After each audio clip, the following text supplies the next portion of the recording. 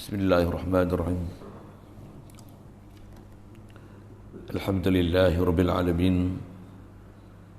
Wassalatu wassalam ala asyrafil anbiya'i wal mursalin wa ala alihi wa ashabihi wa azwajihi wa zurriyatihi wa atba'ihi ajma'in. Subhanaka la ilma lana illa ma 'allamtana innaka antal alimul hakim. La hawla wa la quwwata illa billahil aliyyil azim. Rabbi shrah li sadri wa yassir li amri wa hlul 'uqdatam min lisani yafqahu qawli. Allahumma iftah alaina bi futuhil 'arifin bik. Allahumma ja'alna min alladhina yastami'una al-qawla fayattabi'una ahsana. Allahumma 'allimna mimma jahilna wa anfa'na bima 'allamtana wa zidna 'ilman nafi'an ya rabbal alamin. Rabbi a'udzu bika min hamazati syayatin wa a'udzu bika rabbi an yahdurun. U'idzu nafsi billahil 'aliyyil 'azim. Bismillahi ma sya'allah la yasuqul khaira illa Allah. Bismillahi ma sya'allah la yasrifu as-su'a illa Allah. Bismillahi ma sya'allah ma kana min ni'matin fa min Allah. Bismillahi ma sya'allah la haula wa la quwwata illa billah. Wa ba'du. Qala Syekh Musannif rahimahullah ta'ala wa nafa'na bihi wa bi'ulumihi fi ta'ala. Sambungan kita, kata Musannif rahimahullah ta'ala, ya'lam anna al-hukm al-aqliya yanhasiru fi salasati aqsamin al-wujubi wal-istihalati wal-jawazi. Baca dulu. Bismillahirrahmanirrahim. Alhamdulillahi wassalatu wassalamu ala rasulillahi. I'lam anna al-hukm al-aqliya yanhasiru fi salasati aqsamin al-wujubi wal-istihalati wal-jawazi. Fal-wajibu ma la yutasawwaru fil aqli adamuhu wal-mustahilu ma la yutasawwaru fil aqli wujuduhu wal-jaizu ma yasihu fil aqli wujuduhu wa adamuhu. InsyaAllah kita nak sambung bicara, mula nak masuk kepada bicara kitab kita. Setelah dimulakan dengan bismillah, alhamdulillah, selawat dan salam ke atas Rasulullah, nak mula bicaralah kitab yang dikarang atas nama Matan Ummil Barahin ni. Kalau tengok terjemah tu, matan lah terjemah kita pun, maksudnya satu kataan ringkas, pendek, padat. Matan maksudnya ibu, barahin dia plural daripada singular dia, burhan. Kita biasa dengar burhan, artinya bahasa mudah burhan, dalil. Kita akan belajar nanti burhan tu apa, insya-Allah. Jadi kitab ni nama Ibu Segala Dalil. Dinamakan begitu kerana selepas dia senaraikan apa yang wajib atas kita untuk belajar, faham dalam bab la ilaha illallah Muhammadur Rasulullah, selepas disenaraikan apa yang kita kena i'tiqad pada Allah Ta'ala, begitu juga nanti pada Rasulullah, dia akan berikan dalil hujah satu-satu dengan kaedah burhan, kaedah pendalilan gunakan metodologi berfikir yang semestinya ada ambil Quran hadis. Habis lalu nanti kita sebut, walaupun kitab ni dia tak sebut Quran hadis, tapi dia adalah intipati daripada Al-Quran dan hadis. Satu dipanggil Ummul Barahin. Pasal antara benda besar yang dia nak highlightkan adalah akidah yang dia nak bicara ni semuanya ada dalil. Dalil pula tu bukan saja dalil naqli tapi akli. Bahkan dengan akli saja pun dah cukup memada untuk tak boleh dinafikan sama sekali apa yang dia akan sebut nanti dalam bab ketuhanan, dalam bab kerasulan. Apatah lagi yang memang didatangkan dengan Al-Quran dan hadis. Memang ada pun Cuma kita baca ni matan disebut ringkas. Kalau memang kita nak lihat pembahasan satu-satu dengan dalil, hujah disebut detail, akli, naklinya, maksudnya tunjuk Quran hadisnya, tengok syarah-syarah dia, tengok hasyiah dia, insya-Allah. Baik, jadi pembincangan pertama setelah dia sebut bismillah, alhamdulillah, salawat dan salam, kata dia, ilam, ketahuilah oleh kamu, annal hukmal aqliyah, bahasanya hukum akal, yang hasiru, dia terjemah sini tersimpan. Maksud tersimpan ni terangkum, terkandung, terhad di dalam 3 bahagian saja. Hukum akal dia ada 3, takkan ada yang keempat. Mana dia? Al-wujubi wal istihalati wal jawazi. Itulah kata dia, terjemah mudah, al-wujub ni wajib, mustahil dan harus. Jadi mula-mula dia nak hadapkan kepada kita sebelum nak masuk belajar akidah ni, dia nak faham apa? Dia nak fahamkan kita kepada apa? Nak menunjukkan perkara besar kita kena belajar dan faham peraturan kita nak menuntut ilmu ni, khasnya nak mengenal Allah Ta'ala. Alat paling besar yang kita akan pakai nanti akal. Akal memang anugerah besar Allah Ta'ala beri pada kita. Dengan akal lah dinamakan kita manusia. Bukankah gitu? Haji tanya soalan itu. Sebab ada buat yang sesat tu, na'udzubillah. Bila kita bicara bab hukum akal ni, dia pertikaikan kita. Kata dia bicara akidah, awal-awal dah bicara hukum akal. Nak cerita akal, pakailah Quran hadis. Astagfirullah. Memanglah pakai Quran hadis. Tapi Quran hadis pun kalau kau syarah dengan tak pakai akal, macam tak pakai akal je. Macam mana kita dah bicara lepas, ayat-ayat mutasyabihat khasnya. Bahkan ayat-ayat Quran yang muhkam pun, kalau tak diselesaikan dia dengan betul-betul, macam orang tak berakal je, sesat, bukan dapat hidayat. Satu alat besar kita untuk boleh berjalan betul atas muka bumi ini, Quran hadis, dia mesti diimbangkan dengan akal yang waras. Quran hadis tak boleh disyarahkan dengan nafsu. Akal yang waras pun tak akan jadi waras kalau tak berpandukan dengan Quran hadis.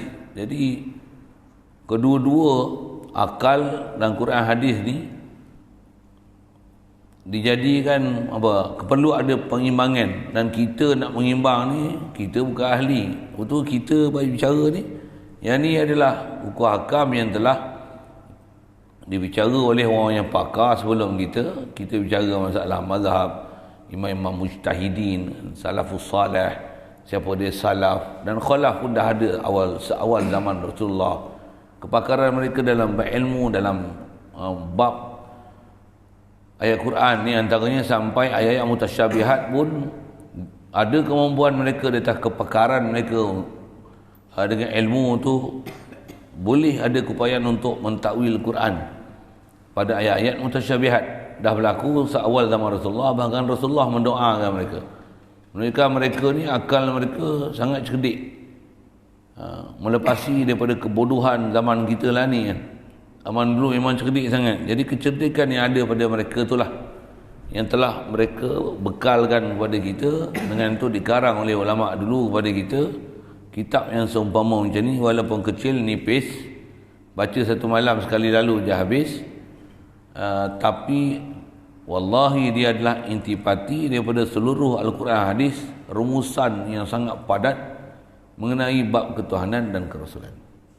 Baik.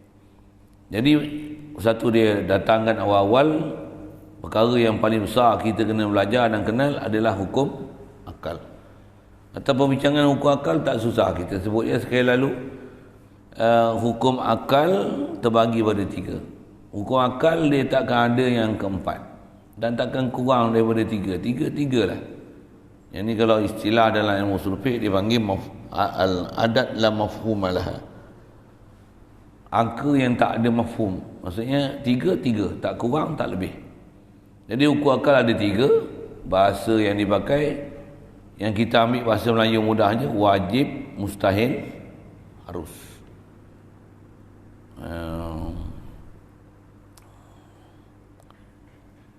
Kenapa ada tiganya? Kerana akal kita, dia akan ada kemampuan untuk memikirkan dua. Tiga ni saja. Astagfirullah. Tiga ni saja. Tiga tu apa? Sama ada mesti, ataupun tak mungkin, dua-dua, ataupun boleh jadi. Akal kita tiga tu je, tahap dia. Boleh jadi tak esok hujan? Boleh jadi tak esok kiamat? Ada bab nak menggunakan akal tu, dia kena ada maklumat untuk kita beri satu, untuk memberi keputusan. Tak boleh sebarang. Satu, nak kena faham disiplin-disiplin hukum akal tu. Allahumma salli wa sallim ala sayyidina Muhammad wa ala alihi sayyidina Muhammad. Baik, di atas pembahagian tu ada tiga, wajib, mustahil, harus. Baik, kita kenal sekali lalu. Fal wajibu, maka kata dia hukum akal yang wajib ni, apa dia wajib ni dalam takrif hukum akal? Dia lah ma la yutasawwaru fil aqli adamu. Dia lah apa yang tiada dapat digambarkan ketiadaannya pada akal. Itu saya baca terjemah. Boleh faham? Bahasa dia ringkas kan? Apa maksud ni? Benda yang perkara, barang. Kalau kitab lama dia terjemah barang kan? Dia lah apa-apa saja perkara yang akal tidak boleh menerima ketiadaannya. Akal mesti kata mesti ada. Tak dapat tidak. Akal tak boleh nak menafikan dia. Perkara yang akal tidak boleh menidakkan dia, yang tu dipanggil wajib. Misalnya kita, contoh wajib, kita buat kita, kan nak jawab macam tu kena ada otak lagi kan, ada maklumat kan. Kita buat kita, mak bapak kita buat kita.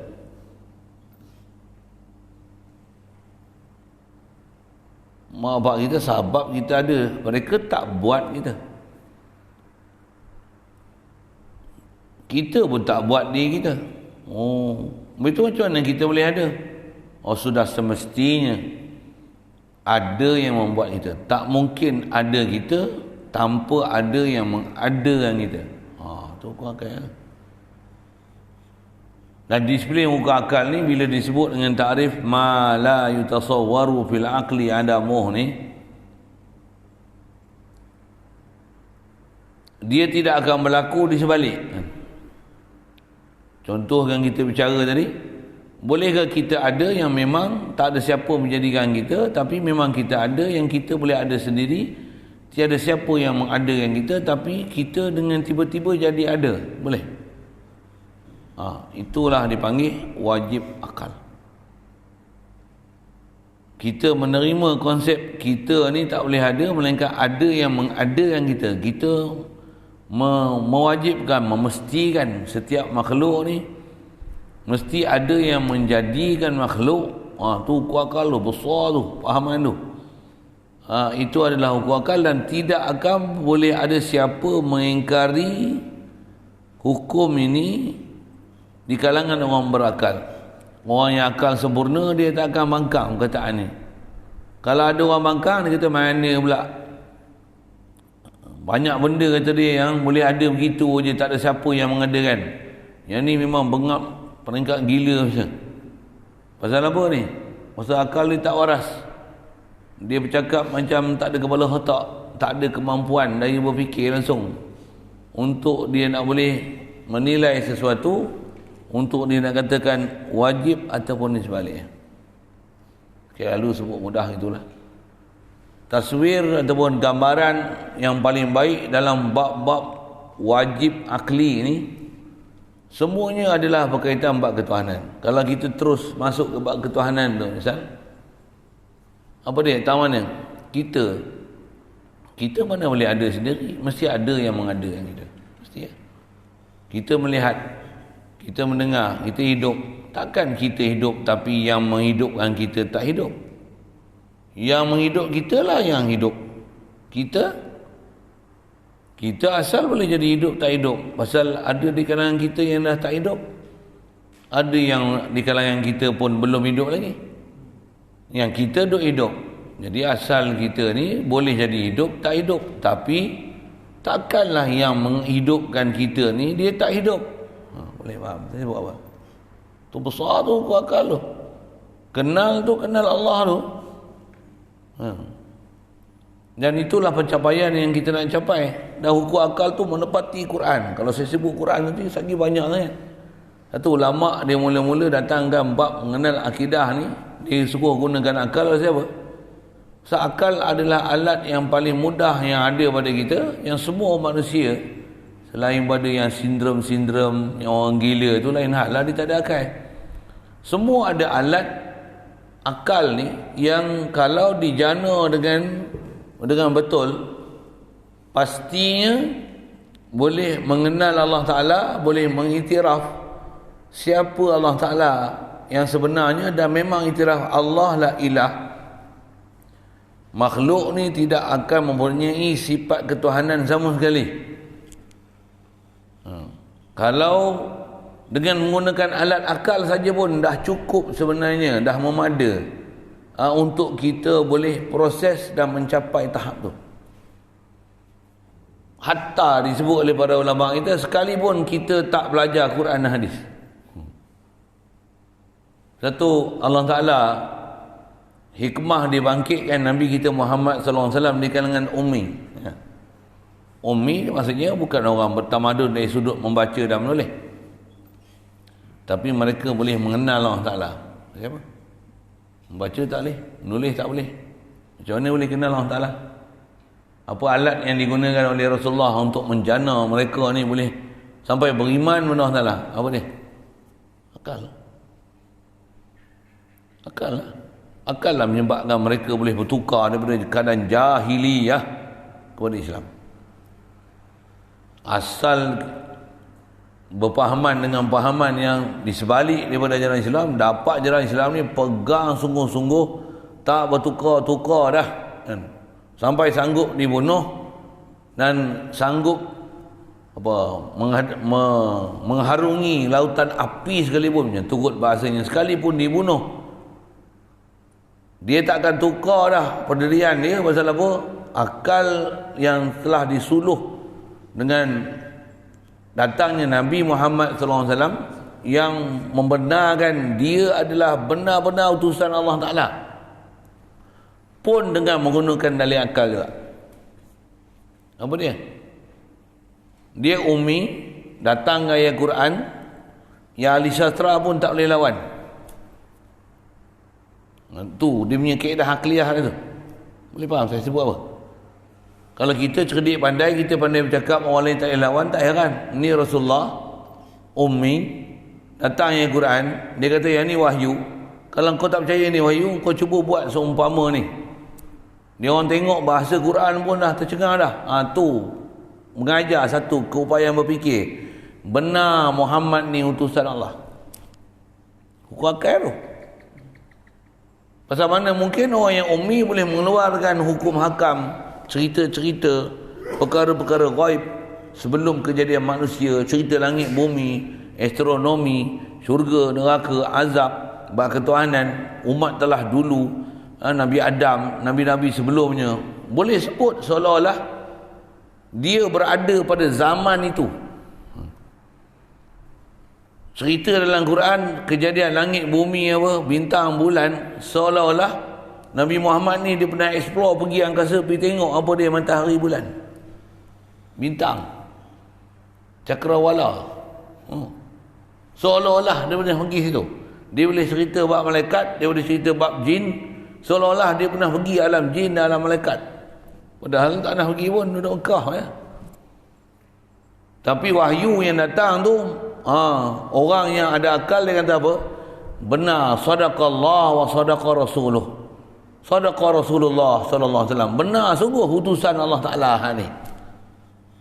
Apa kaedah yang dia datangkan? Akal.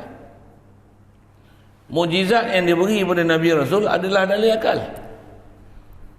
Sama ada mukjizat beri pada Rasulullah sallallahu alaihi wasallam, sama ada beri pada Nabi Musa, Nabi Isa, semua nabi-nabi yang terdahulu.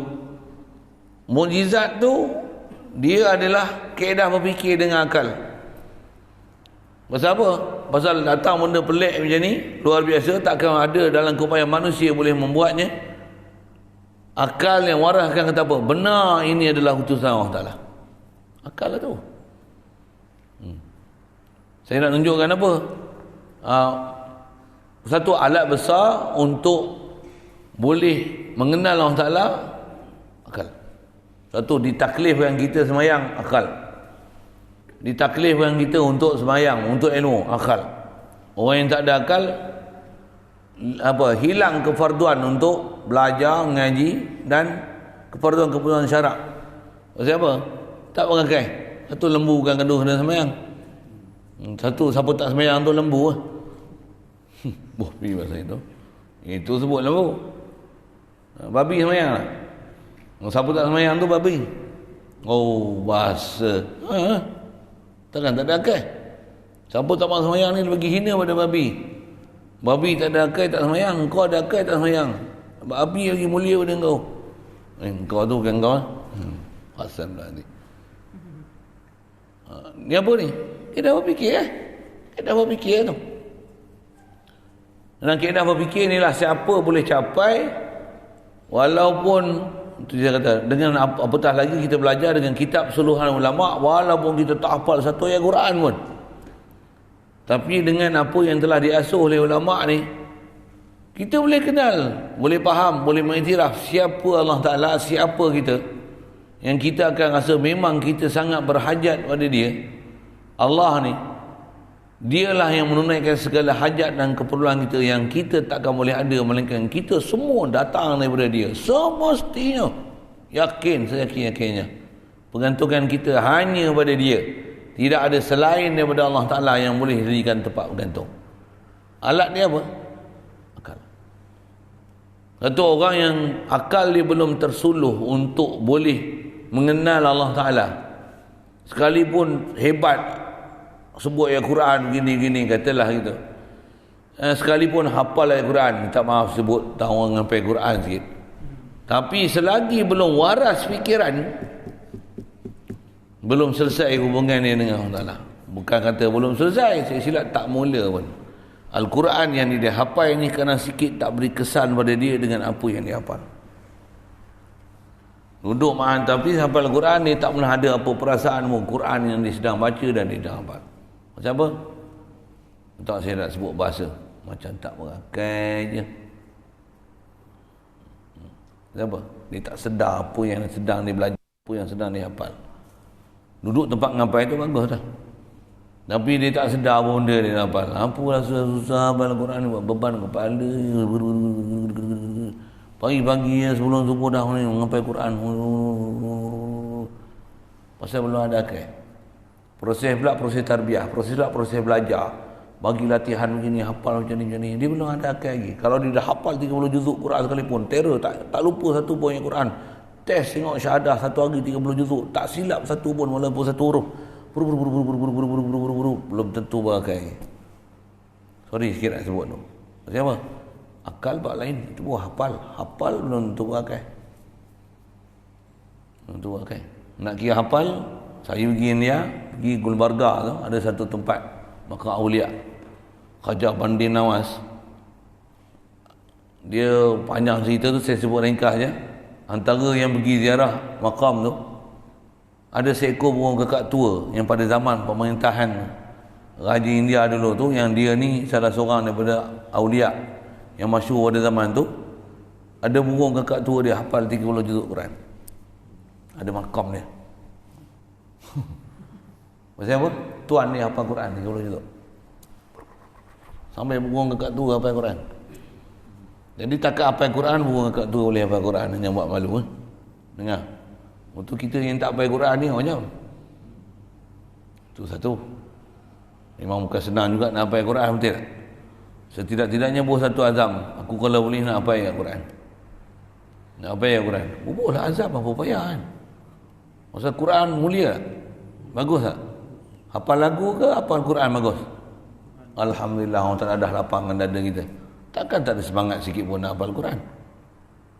Memanglah. Jadi kena mengakulah, aku ni jahat, aku ni buruk nafsu, aku ni tertipu dengan tipu daya syaitan. Lagu hafal ni, hafal. Macam mana pun nak sebut, setidak-tidaknya ada satu perasaan mengenal. Kita tahu pasal Quran ni kalamullah, bukan kalam manusia. Kita nak faham kalamullah tu satu hal, tapi kena ada perasaan, ini bukan kalam manusia ni, ini kalamullah ni. Kalau kita dah ada iman, alhamdulillah. Tapi jaga, ada orang yang walaupun dia dengar ayat Quran, dia kata apa? Innaha laqaulul bashar. Kata dia, yang ni perkataan manusia, perkataan makhluk. Muhammad pergi belajar kat mana-mana ni, satu dia sebut yang ni, dia pandai sampai sastrawan pun tak boleh kalahkan dia. Dia tuduh Muhammad ni sallallahu alaihi wasallam adalah tukang sihir, sebagai apa, tok nujum, macam-macam gelaran dia beri pada Rasulullah. Maksud apa? Dia tak berakainya dia. Tak berakainya dia. Saya buat isu tu. Jadi kita walaupun dah sembahyang, walaupun dah hafal Quran, ada boleh baca Quran, belum tentu berakai tau.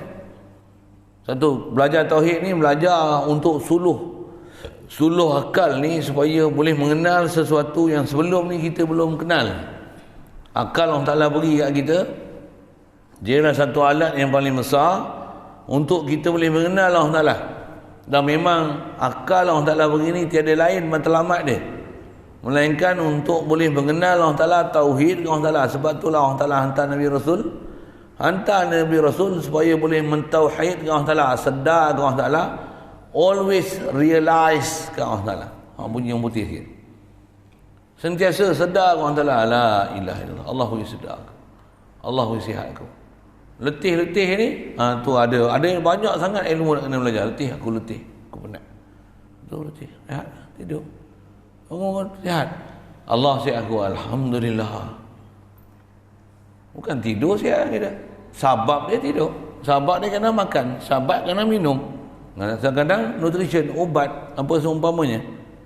Orang ada akal dia akan kata ubat. Kadang-kadang orang ni makan ubat tak sihat, kita makan sihat. Ubat bukan menyembuh, ubat laluan menyembuh. Ada orang tak makan ubat pun sembuh, ada orang makan pun tak sembuh-sembuh. Nak menunjukkan ubat bukan penyembuh, tapi yang menyembuh mesti ada. Ni hukum akal. Ni hukum akal. Menyembuh mesti ada. Siapa? Allah. Mesti. Satu bab hukum akal ni paling besar sekali, dia bab ketuhanan. Adapun yang kita duk tengok keliling ni, kebanyakannya bukan hukum akal. Keliling kita ni banyaknya bukan hukum akal, dia semua hukum adat.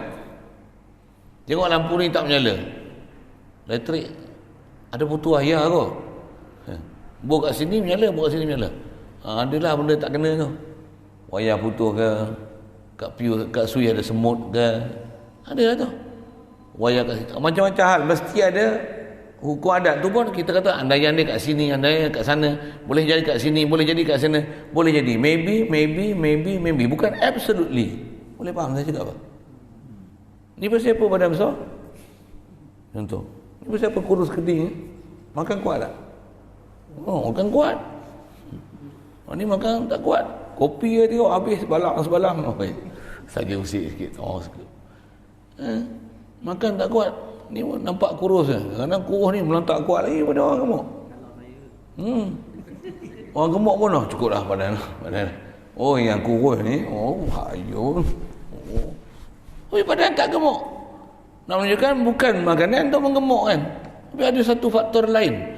Tapi yang faktor menggemuk mesti ada, atas jalan sebab ada. Tapi kadang sebab ni ada tak gemuk pun, yang menggemuk tu mesti ada. Tiada lain melainkan Allah. Tu akal. Tu akal waras. Akal tak waras, yang tu yang kita i'tikad ke makhluk tu. Jadi hukum akal ni dia ialah paling besar sekali bab akidah. Pasal kita belajar bab akidah, kita tak beriktikad dengan hukum adat. Walaupun kita buat sabab depan mata kita dengan hukum adat, tapi akidah tak akan letak sama sekali kepada proses adat yang kita buat.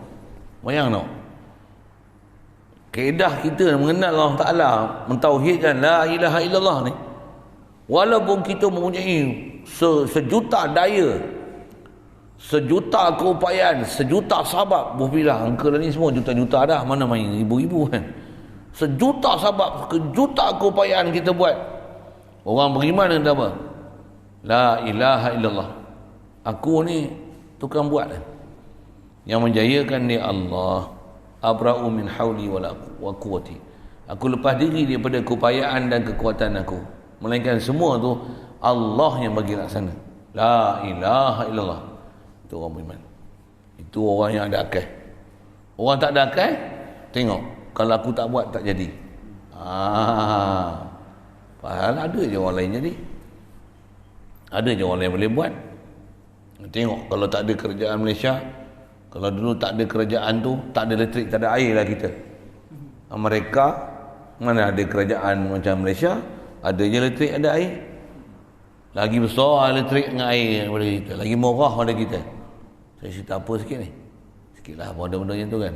Yang ni yang menyebabkan ada orang yang bila dia tak faham dalam konteks ketuhanan, tak faham hukum akal, manusia dia akan beriktikadkan kepada adat dan kebiasaan. Kita ada duit senang tak? Ya, ada orang kaya tak senang pun. Ada orang tak ada duit pun tengok senang je, muka senyum je. Menunjukkan bukan duit punca untuk senang. Atau perjalanan biasa memanglah ada duit dapat juta-juta senang juga, tapi kadang-kadang dapat juta-juta tak senang juga. Nak cerita apa ni? Yang ni senang macam mana? Bukan duit. Senang bukan duit. Bukanlah maksudnya ambil duit buang parit. Bukan. Tu yang nak bagi timbang tu, bagi betul tu. Mesti ada akal yang waras, ada hukum adat yang tak dapat tidak kita kena lalui. Yang tu yang juga ada pelajaran dia.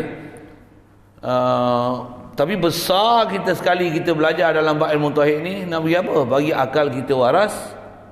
Walaupun kita buat sabab, hati kita kepada musabbibul asbab, itu tauhid, itu hukum akal. Lapar makan, dahaga minum air, berpeluh contoh. Dengan berpeluh tu badan segar, badan jadi sejuk, pasal peluh keluar, alhamdulillah. Bukan nasib baik ada air ni, tak ada air ni terhidrat aku, kering kontang aku, mati aku. No, itu tak ada akal. Itu dia beriktikad dengan adat. Ada air, dia selamat. Ada air, dia hidup. Ada air. Itu dia beriktikad dengan hukum adat. Dia bukan beriktikad dengan kita bicara akli. Tak. Dia bukan iktikad dengan hukum akal. Dia iktikad dengan hukum adat. Hukum adat ni, jaga, dia ada bawa bahaya dia. Bahaya tahu mana? Boleh menyebabkan kufur pada orang Ta'ala, boleh menyebabkan syirik pada orang Ta'ala. Yang tu yang kita diajar pelajaran tauhid ni, supaya kita benar-benar faham macam mana nak tauhid dengan orang Ta'ala dari sudut zat dia, sifat dia, perbuatan dia, milik dia. Supaya 24 jam perjalanan hidup kita ni tauhid. Tauhidkan zat Allah Ta'ala, tauhidkan sifat Allah Ta'ala, tauhidkan perbuatan Allah Ta'ala, tauhidkan milik Allah Ta'ala. Kita ni apa? Kita ni makhluk. Lemah. Kita ni berhajat sudut zat kita ke Allah Ta'ala, sifat kita berhajat ke Allah Ta'ala, perbuatan kita berhajat ke Allah Ta'ala, milik kita pun berhajat kepada Allah Ta'ala. Ada orang milik kebun tapi dia tak boleh buat apa-apa. Dia tak larat nak buat kebun. Makanan terhidang. Pemilik hotel, apa makanan semua ada, semua tak boleh makan. Dia makan ubat dia.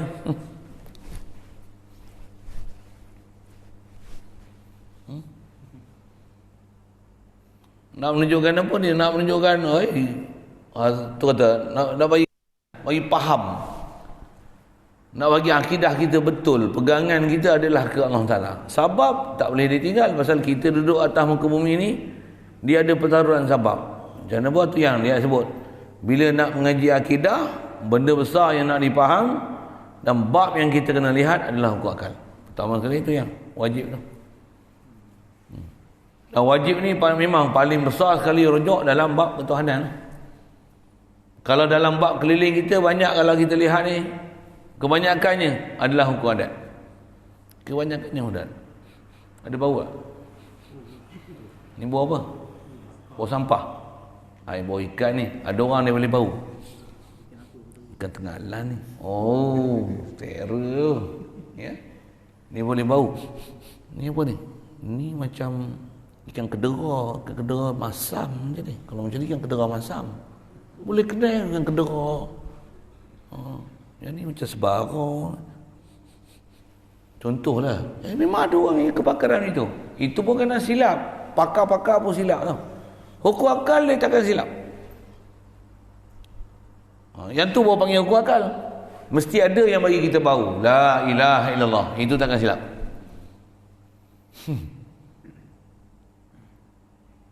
Dengan sebab ada sesuatu itulah yang menyebabkan kita boleh bau. La ilaha, itu takkan silap. Dan yang memberi bau kita itu Allah Ta'ala. La ilaha illallah, itu takkan silap. Satu bab ketuhanan, rujuk pada Allah Ta'ala takkan silap. Tapi bila rujuk kat makhluk boleh silap. Itu pun insyaAllah pelajaran kita besar. Dan sipir bab ketuhanan pun sebenarnya bukan susah. Ambil je ulama ajar disiplin satu-satu, pegang elok-elok Allah. Cuma atas kita lah nak usahakan dan latihkan diri untuk bawa tauhid tu. Ajaran tauhid sebenarnya bukan susah, insya-Allah. Tambah pula kita zaman kita lah ni dengan apa yang dia berlaku oleh zaman Rasulullah, sahabat tabi'in, tabi'in, tutup guru kita sampai dah kat kita ni. Bayang tengok Rasulullah nak terima wahyu berakidah sempurna tu 23 tahun. Kita besar ni. Matan ni besar ni. Untuk faham semua la ilaha illallah Muhammad Rasulullah. Rasulullah belajar terima tempoh dia apa? 23 tahun. Kita belajar ni Tapi nak khatam lama lah juga kan. Tapi macam ni sikit je. Jadi apa saya nak sebut? Pelajaran tauhid kita telah dimudahkan.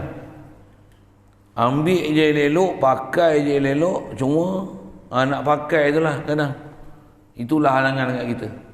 Zaman Rasulullah dulu benda tak ada. Belum dibuat rumusan. Semua tertanya-tanya, tercari-cari. Nak jumpa pun susah. Dah dapat pula bermacam kerenah. Diseksa di pulau macam-macam. Kita lah ni ambil Islam, tak ada pulau-pulau apa pun. Tak ada siapa nak marah kita buat Islam.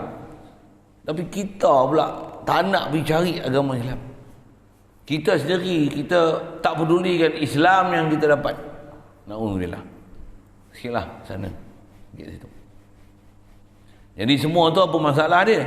Pasal kita tak faham apa dia sebenarnya yang mahal dalam kehidupan ni yang Nabi Rasul bawa kita, supaya kita dapat akal waras ni boleh mengenal Allah Ta'ala yang kita dah dimudahkan oleh para ulama dengan kitab yang kita pakai ni, insya-Allah. Kalau saya pergi India tu memang untukku tak pakai kitab pun. Dengar. Sebut satu. Esok pelajaran sambung. Pelajaran bukan lama, setengah jam je. Dan setengah jam pun dia suruh bagi dapat apa benda dia ajar. Cuma setengah jam dia sebut, terjemah setengah jam jadi sejam lah. Sebut cakap wurdu tak apa nak faham pun. Tu terjemah. Terjemah tu jadilah sejam. Jadi faham tu dia cerita kita 30 minit je. Tapi dia cerita pati. Telan hari ni. Esok pelajaran ni. Baru kita ada kai. Pasal apa? Dia cerita tu memang pati sungguh. Tak kona sikit pun. Memang macam mana jalan untuk boleh hati ni sedar ke Allah Ta'ala. InsyaAllah. Yang tu yang dia nak bagi definisi sekali lalu. Wajib ni perkara yang akal takkan boleh nak menolak sama sekali. Sekali lalu kalau saya sebut, apa dia hukum akal besar sekali? Makhluk mesti berhajat pada pencipta makhluk. Itu hukum akal yang tak ada siapa boleh tolak. Makhluk, atas nama makhluk sempurna. Semua makhluk adalah serba kekurangan. Yang sempurna mestilah siapa yang mencipta makhluk. Itulah dia sajalah yang akan memiliki segala kesempurnaan. Hukum akal tu. Powernya hukum akal tu. Kalau kita beralih je berpegang kepada selain pada Allah Ta'ala yang kita rasa kesempurnaan, apatah lagi kita rasa kesempurnaan tu pada diri aku, maksudnya tak kenal Tuhan. Akal kita tak waras pasal apa? Pasal kita tak boleh ada bergantung dengan Allah Ta'ala, bahkan bergantung dengan diri kita. Bahkan kita rasa orang lain lah bergantung dengan diri kita. Kalau aku tak pergi bantuan ni, tak tahulah apa nak jadi dia orang ni. Ada ni menteri apa-apa, seorang tak boleh harap. Aku jugalah tolong orang susah. Dia akan jadi macam tu. Kalau aku tak main peranan dalam masyarakat ni, tak tahulah masyarakat ni, mati habis Kepulauan habis semua. Ui, apa masalah tu? Akal tak waras. Akal tak boleh mengenal yang sebenarnya, yang sempurna, yang so perfect ialah Allah. Makhluk ni perfect je pun dia lah unperfect. Dan kalau nampak perfect pun, Allah yang dengan limpah kurnia dia bagi kita perfect. Tu aku akal. Faham saya ke apa? Tu besar pelajaran tu, panjang umur jumpa nanti insya-Allah, tak sebut semua. Dan tapi kalau atas sebut prinsip umum lah, satu kaedah besar. Apa dia hukum akal yang kita besar sekali nak pegang? Yang ni akal tak boleh tolak sama sekali. Makhluk mesti serba kekurangan. Allah ni dia ilah, dia Tuhan, dia mesti mempunyai segala sifat kesempurnaan. Takkan ada sebarang cacat celah apa pun pada dia. Makhluk ni asal ni tak ada. Boleh pegang tu pun pada nah. Tu hukum akal very clear. Baik, kalau yang tu wajib. Mustahil pula, wal mustahilu ma la yutasawwaru fil aqli wujudu. Mustahil ni ialah apa yang tiada dapat digambarkan kewujudannya pada akal. Akal tak boleh menerima kenyataan ni. Yang tu ialah mustahil akal. Apa? Bolehkah manusia, makhluk ni, dia tak lemah dia. Makhluk itu sendiri, zat dia sendiri boleh memberikan sesuatu kepada kita.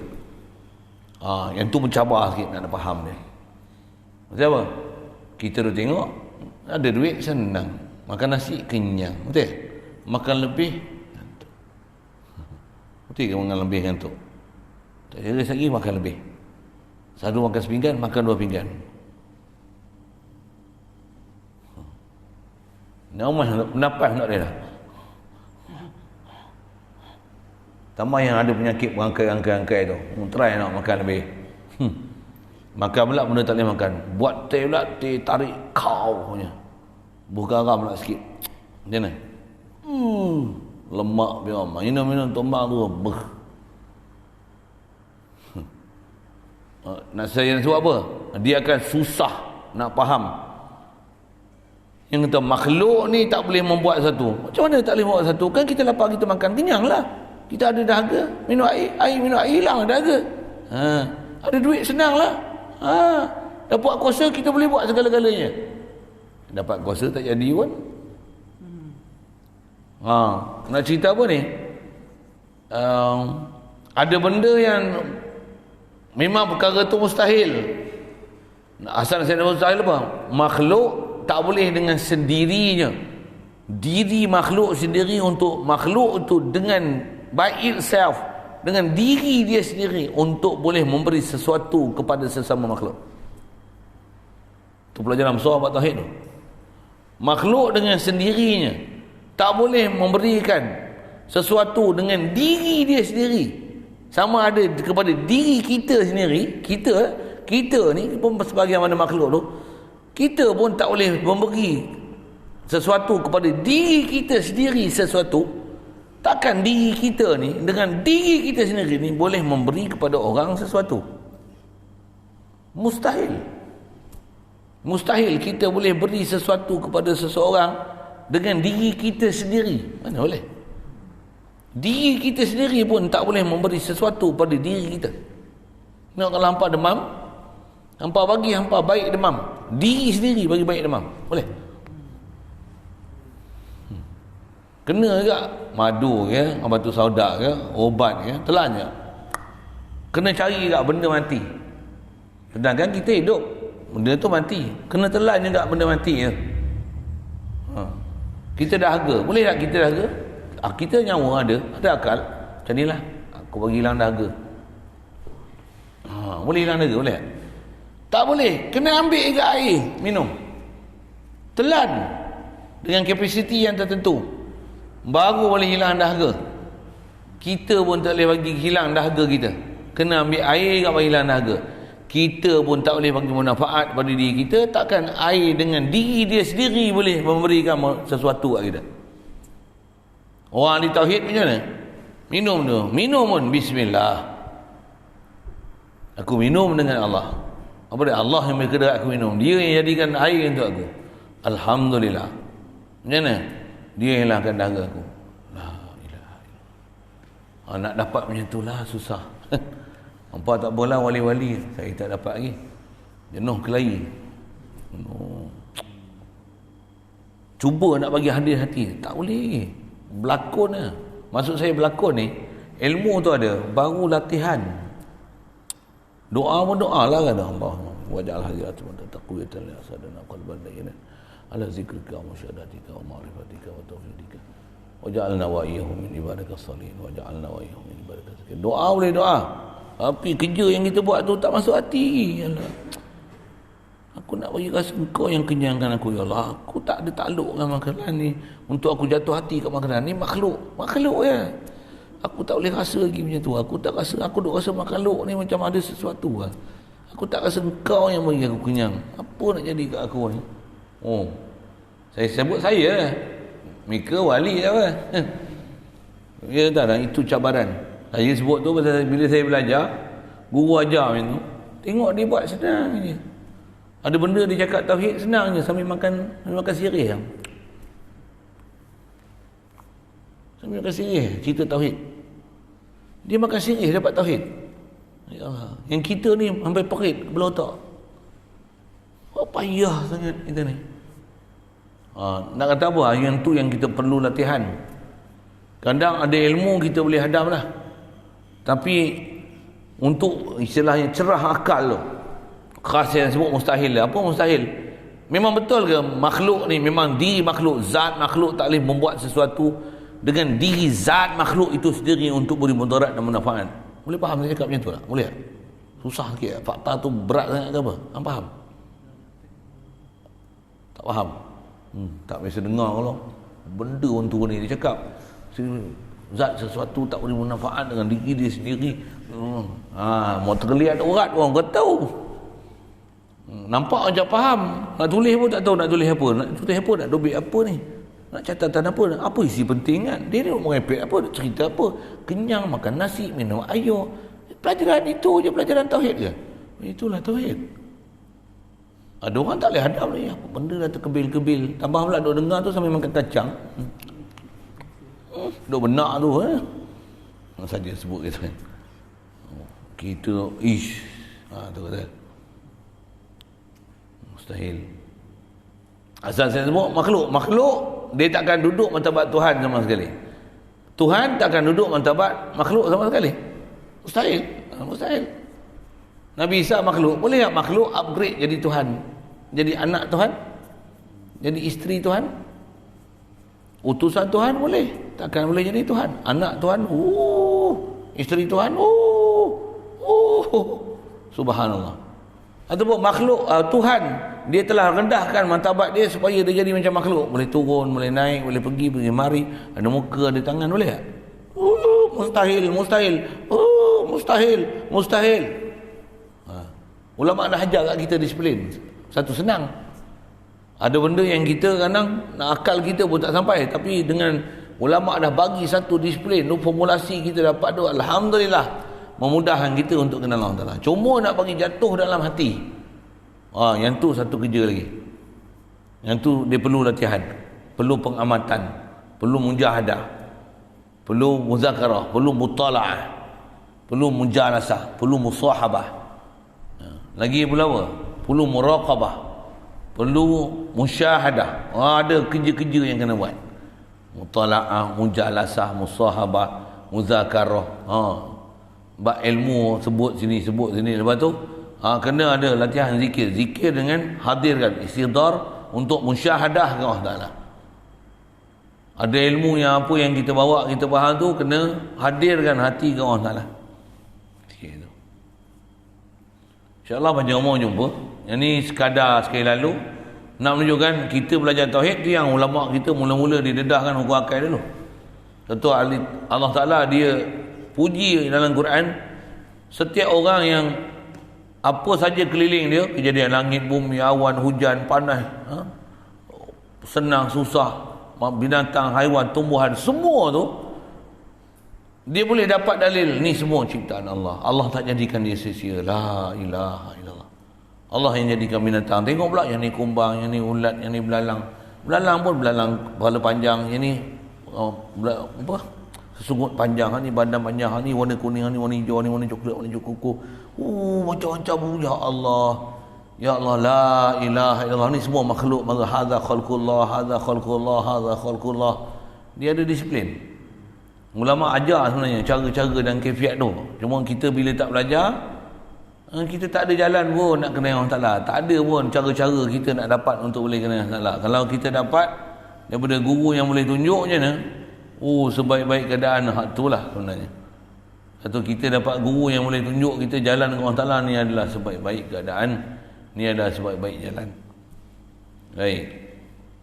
Sekali lalu saya sebut apa pun saya mustahil besar sekali nak hafal. Mula-mula kita belajar ni apa?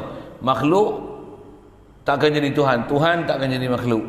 Mudah aja kan. Mustahil Tuhan jadi makhluk, mustahil makhluk boleh jadi Tuhan. Mustahil.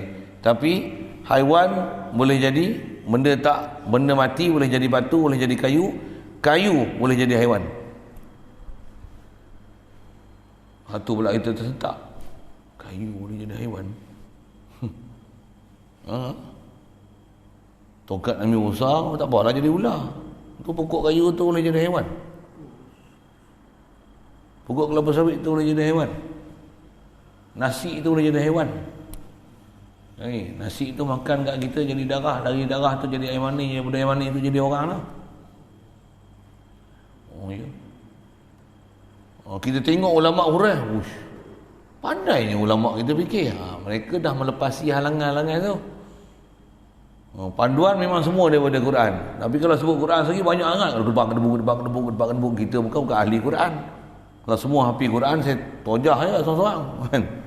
Sebut, sambung. Surah mana? Ayat mana? Saya sangkut. Apa saya nak sebut ni? Nak sebut kata kaedah yang diajar dalam Quran oleh para ulama kita dengan kitab yang walaupun sekerdil macam ni, nak mengajar kita untuk menggunakan kewarasan akal ni, macam mana dengan kita, diri kita sendiri, apa yang ada kat kita, begitu juga alam yang kita tengok, alam bawah, alam atas, dia adalah satu jalan sebenarnya. Dia adalah satu perantara, satu wasilah untuk menyebabkan hadir hati kita la ilaha illallah. Tengok bintang, la ilaha illallah. Tengok bintang yang boleh kenal la ilaha illallah. Tengok bulu roma la ilaha illallah. Macam mana kat kulit bulu roma boleh tumbuh? Kat kuku tak tumbuh bulu roma. La ilaha illallah. Bukan kerja kita. Kenapa tapak tangan ni kulit macam lain, belakang tangan ni kulit macam lain? La ilaha illallah. La ilaha illallah. Panjang tu nak belajar tu. Panjang umur jumpa. Baik, akal kita dia akan ada dua kebayaan, wajib, mustahil, itu satu lagi apa? Itu dah dua. Yang ketiga ni, wal jaizu ma la yutasawwaru fil aqli wujuduhu wa adamu. Kata dia dalam harus ni apa-apa perkara yang sah kewujudan dan ketiadaannya pada akal. Dia sah boleh jadi ada, sah boleh jadi tiada. Maksudnya maybe bunyi yang putih makan nasi boleh jadi kenyang? Boleh. Ada nak makan nasi pun lapar lagi, boleh? Boleh. Makhluk ni apa yang ada kat kita semua harus. Covid ini berapa? 3,000, 4,000. Boleh jadi naik? Boleh jadi kurang? Boleh jadi sembuh lebih daripada yang penyakit baru? Boleh. Boleh jadi angka sampai 12,000. Harus. Yang harus apa? Kat makhluk ni semua harus. Ni kita senang, boleh jadi tak kita huru-hara? Boleh jadi tak kita amar makmun? Boleh. Ni kemarau, boleh tak tiba-tiba je hujan? Harus. Kat makhluk ni apa Allah nak buat kat kita semua harus. Tu pun ada disiplin ni. Umum belajar harus. Kat makhluk ni semua harus. Nisbah Allah nak buat kat kita semua harus. Apa Allah nak buat kat kita semua harus. Melainkan apa-apa yang memang dah jadi ketetapan Allah Ta'ala, dia tak akan langgar keputusan dia dan ketentuan dia yang dia telah tetapkan di atas keputusan dia sebagai Tuhan. Ni keputusan aku takkan ubah dah. Yang tu dia takkan jadi harus, dia akan jadi mustahil balik. Jadi ini mustahil. Ada pelajaran itu yang kalau kita belajar kitab syarah kitab ni panjang lebar lah. Asal matan macam ni, syarah macam ni, hasyiah macam ni. Tu syarah kecil, ada syarah tebal ni, 2 jilid. Hasyiah lah ada macam tu. Nak sebut apa? Pasal nak syarah lagi panjang, faham? Tapi kalau kita baca kitab kecil pun dah faham, biar. Kitab besar tu untuk bagi tambah aksesori je. Dia benda besar ni hak kecil. Benda kecil faham, yang besar insya-Allah senang faham. Pasal dia tangga nak faham hak besar. Kalau hak kecil tak faham, belum tentu boleh faham hak besar. Pasal apa? Dia terlalu luas, takut lemas.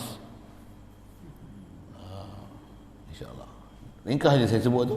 Jadi apa benda yang harus ni? Kat kita ni macam-macam harus. Anda kahwin belum? Tak kahwin ni? Boleh jadi tak kahwin 4? Boleh? Boleh jadi tak lepas kahwin sehari bercerai? Boleh tak? Bukan doa, saya buat contoh keberangkalian. Bukan doa. Boleh jadi anak 50? Ish, anak tikus ke apa? Anak tiri, anak angkat, anak buah, anak murid beribu boleh. Pandai lah ya boy. Pandai. Harus. Boleh jadi tak buka pondok nanti? Boleh jadi tak buka bengkel nanti? Bengkel pasang lantai kayu. Apa cerita ni? Harus. Betul okey boleh berlaku. Budak pondok ramai yang mengaji pondok. Keluar bukan jadi ustaz. Ada jadi engineer, ada jadi kontraktor, ada jadi doktor, ada jadi doktor. Jadi MA ada. Bukan ambil MA. Jadi pembantu hospital lah. Itu pun. Enggak. Ustaz kan ni? Macam mana boleh masuk ini? Adalah keluar pondok dulu macam ni. Mak suruh ambil SPM lah. Gelebak. Jadi. Tu ke? Yang kita duduk pondok tu ada selekeh tu. Sebuah apa ni? Harus. Ada juga yang main pondok tengok dulu berserba berjubah. Tengok jumpa tak kenal lah. Ustaz kenal tak saya? Tak kenal lah. Saya duduk sebelah pondok ustaz tu. Hang kah? Tu terkejut nak mampus tengok dengan rambut panjang, berselekeh. Habis dulu tengok serban jubah putih elok. Lah ni tak kenal. Ada. Dulu jemaah punya rajin mengaji ni, kau duduk depan sekali belakang lutut dengan kita ni. Lah ni. Tu pun bagus juga pasal apa? Main berjumpa, tanya. Ustaz kenal tak saya? Tu kira yang tu walaupun dia buah tapi dia tahu tempat dia pernah belajar dia. Selalu pondok macam tu lah, dia istimewa dia tu. Allahuakbar. Saya nak sebut apa ni? Harus benda tu, boleh ubah. Tengok itu Tok Wan itu kan. Dia pun tak tahu dia boleh jatuhkan kerajaan dia. Saja saya buat misal harus. Siapa pernah fikir boleh tukar kerajaan dalam masa yang begitu singkat? Betul? Dalam keadaan dia duduk gah ni. Pup. Pup naik lain. Pup tukar balik. Pup. Boleh tukar? Boleh. Jadi yang boleh menukarkan segala-galanya siapa? La ilaha illallah. Atas perjalanan sebab, buat sebab bodoh pergi mengaji, lapar pergi makan, gelap pasang lampu, tengok tu plaster pergi licin, katok-katok tu jangan pakai belantan tu, kopang nak katok air dalam gelas, straw pakai hos spesial masuk keluar tu. Nak dah bagilah munasabah. Saya nak cerita tu peraturan sabab musabab. Kita ada peraturan tu yang kena belajar. Dalam masa yang sama macam mana? Hati apa? La ilaha illallah. Inilah pepatah ulama. Kita belajar tauhid ni, kuku akal satu, sabab musabab satu. Nak cerita apa? Jasad kita berhubung dengan makhluk, buat seproses sabab musabab, tapi hati ni sentiasa berhubung dengan Khalik makhluk. Itu tauhid kita. InsyaAllah kita belajar kemudian nanti. Panjang umur jumpa. Wa yajibu ala kulli mukallafin syar'an ay ya'rifa ma yajibu. InsyaAllah situ dulu. Ada soalan? Kaitan salam dengan Rizal itu kan. Dia kata di mana katanya makruh selawat tanpa wasallim, sedangkan hamba perhati Tuan Guru juga menyebut selawat tanpa wasallim. Ya ke? Kan selawat dalam tahiyat juga tidak ada wasallim, mohon pencerahan. Dulu kot saya sebut tak ada salah, kadang dia terlajak sebut dengan tahiyat tu. Kalau sekarang, kalau tadi ke saya sebut tu, potong sampai post balik kat saya yang mana saya sebut tak sebut wasallam tu. Allahumma salli wa sallim ala sayyidina. Aku tak perasan saya sebut wasallam tu kan. Kalau orang lain memang ada Allahumma salli ala Muhammad, Allahumma salli ala Muhammad, Allahumma salli Muhammad. Kadang selawat pun tak jelas apa dia sebut. Tu suku. Memang ada makruh pasal perintah Quran sebut sallu alaihi wa sallimu taslima. Antara yang telah di keputusan yang ulama sebut, bila datang dengan waw ni dia yaqtadi taghayyur, sallu alaihi wa sallimu, maksudnya kamu berselawat dah dan salam dah. Dan saya telah buktikan kita sebut Nabi Muhammad alaihi salam pelik kan. Maksudnya sebut salam je, semua selawat tak ada salam. Yang tu mungkin kita tak pandai, kita tak kerti nak rasa galat dia tu. Tapi kalau perhati selawat salam ulama semua ada. Nyata soalan tahiyat kita, tahiyat akhir tak ada salam, tu pun tak perhati juga. Dalam salam ada, dalam tahiyat akhir ada salam, cuma salam dia duduk di awal.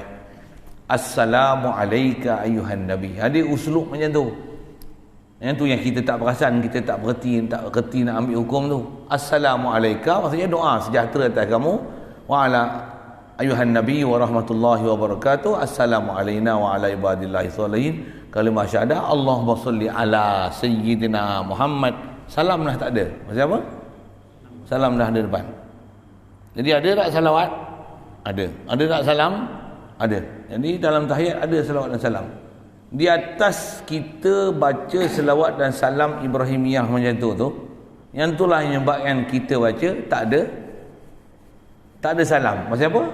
Kita punya selawat tanpa kita ambil dengan disiplin ilmu yang betul, baca selawat, baca 100 kali, kita pun Allahumma salli ala Muhammad wa ala ali Muhammad, Allahumma salli ala Muhammad wa ala ali Muhammad, Allahumma salli ala Muhammad wa ala ali Muhammad. Makruh. Kalau buka kitab-kitab fiqh kita, memang ulama kita sebut lama lah. Ulama-ulama kita syarahkan hadis Quran khasnya yang ya ayyuhallazina amanu sallu alaihi wa sallimu, selawat dan salamlah kamu atas nabi taslima.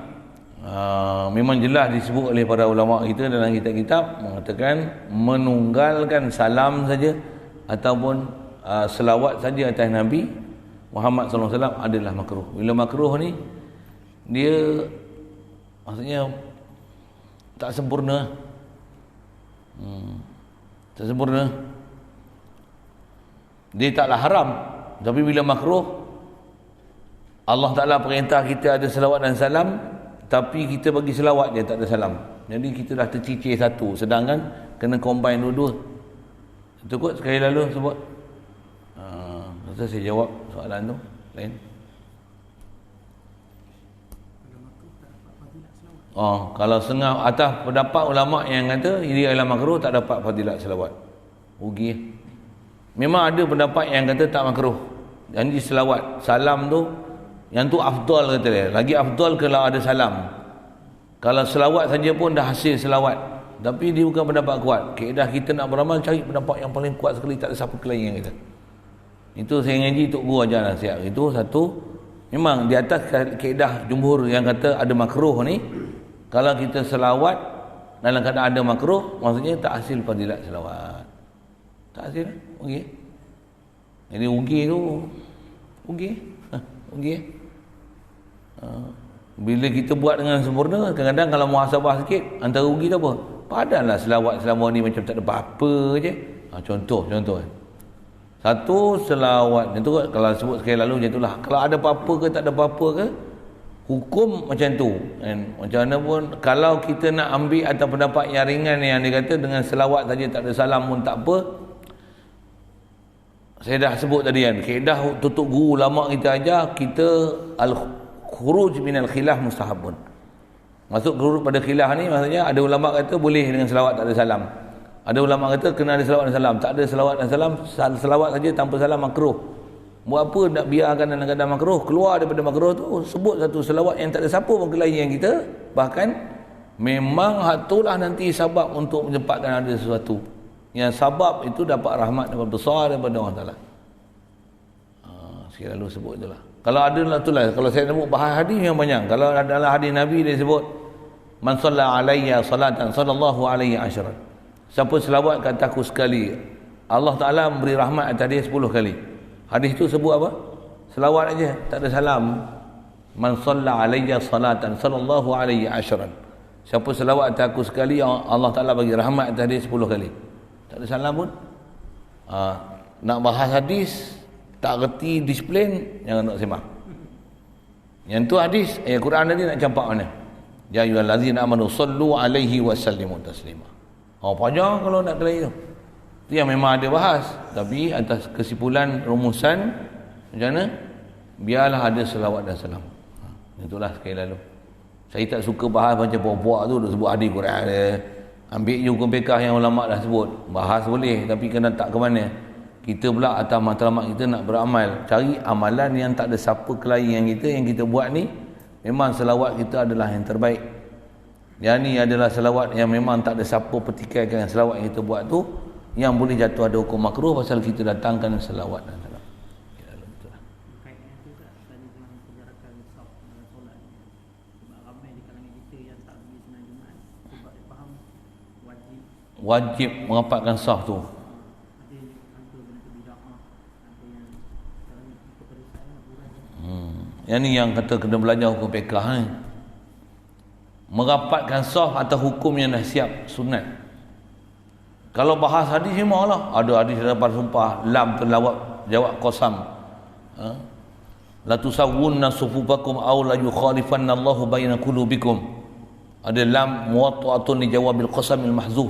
Kalau kita belajar bab hadis dalam tertib ilmu nahwu apa, lam disediakan untuk jawab bagi satu sumpah yang dibuang. Tak disebut lapas sumpah, tapi dia lam sumpah nama je. La in syakartum la azidannakum, maksudnya li izzati wa jalali la in syakartum la azidannakum. Dipanggil lam muwatta'atun li jawabil qasamil mahzuf. Tu panjang nak cerita tu kan. Tapi nak cerita memang ada hadis-hadis sebut itu, tapi atas kesimpulan merapatkan saf sunat. Bukan nak meremeh dia, nak sebut hukum kan. Bila kena penjarakan sosial di atas PMK peraturan apa saya kena saman lah apa-apa satu hal, patuh jelah sekejap ikut je. Tapi jangan dengan sebab merenggangkan saf itu tak pergi sembahyang Jumaat. Sembahyang Jumaat fardu, kita pula mustautin memang dipanggil untuk sembahyang Jumaat. Katalah gitu kan, kita memang ahli 40 pun dipanggil sembahyang Jumaat, memang boleh pergi sembahyang Jumaat. Tambah pula memang tak ada halangan pun untuk pergi sembahyang Jumaat. Tapi kita tak nak pergi sembahyang Jumaat disebabkan ada penjarakan sosial sembahyang jauh. Tambah pula dapat pahaman bid'ah katanya. Itu bid'ah sesat. Daripada aku buat benda sesat, baik aku tak pergi sembahyang Jumaat. Oi, nanti Zat, jangan orang ikut kepala otak sendiri.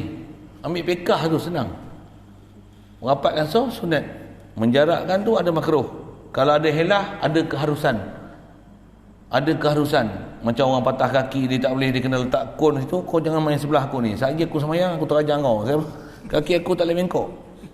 Contoh kan, dia kena letak tu. Jadi penjarakan yang terpaksa dibuat, itu cerita orang tak boleh bengkok kaki tadi kan.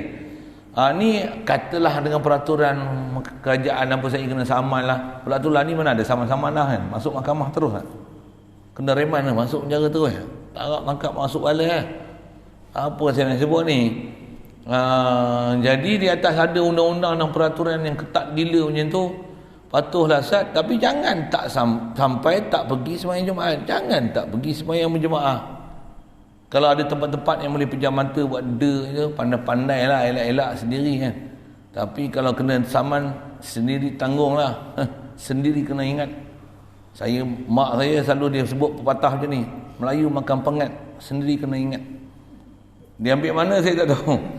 Mak saya pandai mereka pepatah-pepatah Melayu ni kan. Melayu makan pengat, sendiri kena ingat. Sendirilah kena ingat. Jadi kalau nak tak penjarakan sosial di tempat kita premium persendirian, surau ke apa kan, siap cakap siang, pandang-pandang, cakap malam, dengar-dengar. Pepatah Melayu pun tak lulus. Apa nak jadi ni? Okey, itu cerita sikit gitu ya. Nak cerita apa ni? Kena hati-hati lah. Tambah kena saman ribu-ribu, kena masuk penjara, tak kena pasal. Itu satu hal. Jadi taklah dengan penjarakan sosial tu tak pergi sembahyang Jumaat. Tak betul kaedah. Itu yang lagi ada 2 orang duk berlari tu. Seorang tu yang sama dengan saya. Sama dengan saya. Dekat nak sama dengan saya nama dia. Seorang tu yang pokok Arab Syria yang saya tiru dia tu. Allah yang kata. Dia duk berlari 2 orang tu. Isu tu Isu tu kalau pekah alamak. Mai satu kapal pun kelari. Pelik dia ni. Satu kapal kelari. Setiap saya cakap macam itulah sikit kan. Tapi saya nak cerita apa? Kalau hukum pekah kita dah kena jarak lah. Dah macam tu kan. Kalau tu saya sebutlah tadi apa-apa tadi.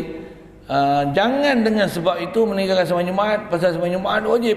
Fardu ain atas lelaki yang mustatin. Mukim mau kena pergi sembahyang Jumaat. Jangan dengan sebab penjarakan sosial tu di atas terfaham yang ni bid'ah ni sesat, masuk neraka. Aku tak nak masuk neraka, aku nak pergi sembahyang. Aku sembahyang seorang, hari Jumaat pun buat sembahyang Jumaat, masuk neraka. Buat apa? Yang tidak pandai yang buat hukum. Jaga sikitlah. Jadi saya komen macam itulah. Dalam isu masalah penjarakan sosial dan meninggal sembahyang Jumaat, itu juga meninggalkan sembahyang Jumaat. Tak. Kalau nak, kalau buat macam ni, kalau tak setuju dengan penjarakan sosial tu, pergi dulu sembahyang dengan masjid dengan jarak-jarak yang ada. Balik rumah sembahyang pula dengan bini dan anak-anak yang tak boleh pergi sembahyang masjid tu, yang bawah umur 15 tu, sembahyang rapat-rapat. Dalam rumah kan rapat-rapat, sembahyang ulang sekali lagi di masjid sembahyang fardu, balik rumah sembahyang ulang, di masjid jadi makmum, di rumah jadi imam. Buat macam tu. Dah tak puas hati? Memang ada suruhan macam tu ke? Ada? Memang suruh macam tu. Dan memang antara kaedah yang disebut oleh tutuku dan para ulama kita, kalau nak jaga sembahyang dengan keluarga, itu kaedah dia. Pergi sembahyang di tempat berjemaah yang umum dulu. Tambah pula kita ada tugas sebagai imam, datang kuasa apa-apa semua. Kita pun salah seorang daripada komuniti masyarakat orang besar untuk kita jadi pemimpin masyarakat kat situ. Keluar untuk bermasyarakat, balik rumah sembahyang jemaah dengan anak bini. Apa-apa lah. Tak payahlah penjarakan sosial. Takkan makan nasi apa-apa, sembahyang jarak-jarak. Enak deh. Mengap berotak apa? Jadi nak bagi sembahyang apa-apa di rumah. Tu memang boleh buat. Cuma soal, ada rajin ke? Mau sembahyang lagi sekali? Yang tu lah pula kan. Itu kot. Sekali lalu. Jangan sampai tak pergi sembahyang Jumaat dengan sebab penjarakan sosial. Yang tu pun kena bagi pernyataan besar. Ramai yang saya jumpa. Orang tanya masalah, khas pun ada. Tak adalah. Yang tanya saya ada sekali, iaitu sekali. Seorang tanya itu. Yang lain, admin dah selalu kena tanya macam-macam. Apa saya nak sebut. Sampai ada pahaman macam tu. Kelahi pun ada. Saya tak setuju. Pada saya pergi sembahyang Jumaat ni sia-sia. Wow. Saya tetap pemandangan, saya tak akan pergi sembahyang Jumaat. Datang benda mencarakan sosial ni adalah bid'ah. Allah Ta'ala akan paling hati kita berpecah belah satu sama lain. Wow, hebat. Pekah lah dia. Ni sunat, ini fardu. Jangan tinggalkan fardu dengan sebab sunat. Sekali lalu pekahnya itulah. Bismillahirrahmanirrahim. Allahumma nawwir qulubana min nuri hidayah. Kama nawwartal arda min nuri syamsika abadan abada bi rahmatika ya arhamar rahimin. Warzuqna fahman nabiyyin wa hifdzal mursalin wa ilhamal malaikatil muqarrabin. Waftah lana babal ma'arifati kama fatahta ala awliyaika wa asfiyaika wa azkiyaika wa ahibbaika wa akhillaika bifadlika wa judika wa karamika ya karamal akramin wijahi sayyidina Muhammadin Mustafa sallallahu alaihi wasallam. Allahumma salli afdala salatin ala asadi makhluqatika sayyidina Muhammadin wa ala alihi wa sahbihi wa sallim adada ma'lumatika wa midada kalimatika kullama ذاكرون وغفل عن ذكرك الغافلون اللهم أفضل صلاة على أسعد مخلوقاتك سيدنا محمد وعلى آله وصحبه وسلم عدد معلوماتك ومداد كلماتك كلما ذكرك الذاكرون وغفل عن ذكرك الغافلون اللهم صل أفضل صلاة على أسعد مخلوقاتك سيدنا محمد وعلى آله وصحبه وسلم عدد معلوماتك ومداد كلماتك كلما ذكرك الذاكرون وغفل عن ذكرك